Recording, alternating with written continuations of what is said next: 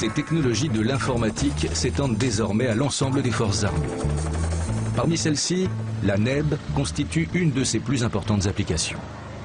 La NEB, c'est en fait la numérisation de l'espace de bataille. Il s'agit de la mise en œuvre sur le champ de bataille de techniques, de procédures, garantissant au chef qu'il disposera de la bonne information au moment où il en a besoin, quel que soit l'endroit où il se trouve sur le champ de bataille, pour décider et agir plus vite que l'adversaire.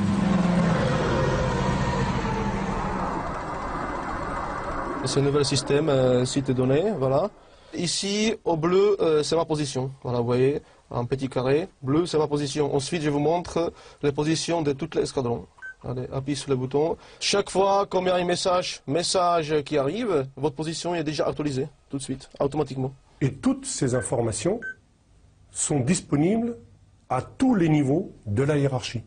Du soldat dans son char, jusqu'au général dans son état-major, tout le monde peut disposer de cette information.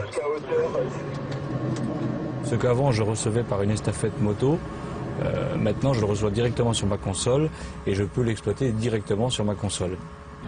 Et surtout, je peux le retransmettre très rapidement à mes subordonnés, par les mêmes moyens. S'ils ont observé un ennemi ou un ami, faire une demande de tir d'artillerie, auparavant on était à la radio, on transmettait la coordonnée et ça prenait beaucoup de temps. Là, un subordonné plotte un point sur sa carte, me le transmet et moi 3 secondes après, c'est au poste de commandement régimentaire, ce qui est quand même exceptionnel.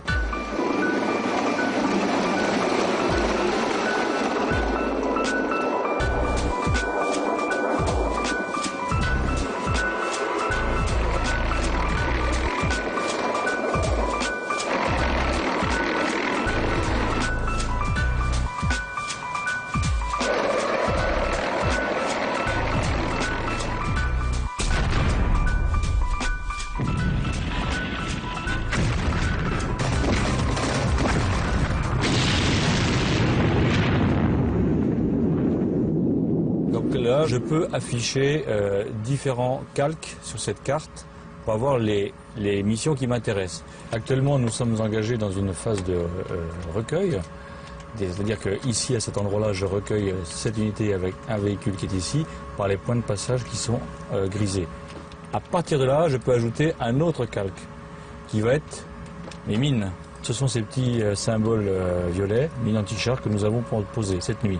Donc voilà, et puis à partir de là, on peut évidemment afficher la situation ennemie en créant un ennemi. Vous voyez, là j'ai reçu un message d'un subordonné qui est le char 1 du premier peloton de l'escadron.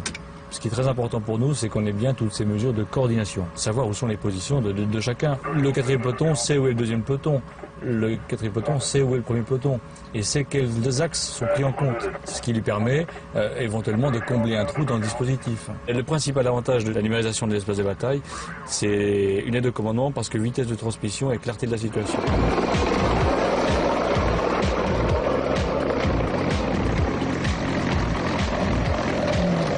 La NEB, en d'autres termes, c'est l'Internet, ou plutôt l'intranet du champ de bataille.